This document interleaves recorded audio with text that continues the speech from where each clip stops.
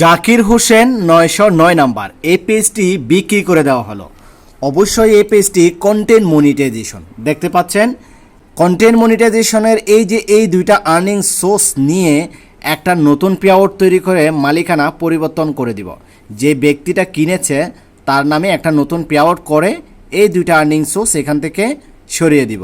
শুধুমাত্র এখানে থাকবে স্টার সেটআপ, অর্থাৎ এই প্রোফাইলের স্টার সেটআপ থাকবে, জাকির হোসেনের স্টার সেটআপটা থাকবে। ওকে, তো ফেসবুকের কাছে আমরা আবেদন করেছি, এখন একটা নতুন পেআউট তৈরি করব। নতুন পেআউট তৈরি করে আলাদা করে দেব। তবে আলাদা করেছি কিনা সেটা আপনাদেরকে ভিডিওতে দেখাবো, তবে আপনারা সাথে থাকবেন।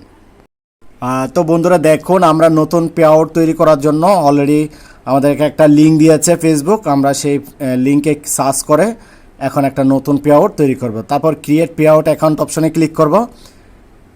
ক্লিক করার পর এখানে দেখতে পাচ্ছেন আমরা ফর্মটা ফিল আপ করে একটা নতুন পেআউট তৈরি করব। তার পরবর্তীতে আমরা আর্নিং সোর্সগুলো ট্রান্সফার করব।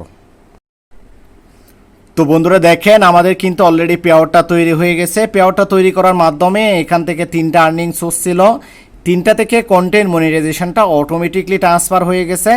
এখন এখান থেকে আমাদেরকে আবেদন করে স্টারটা ট্রান্সফার করতে হবে।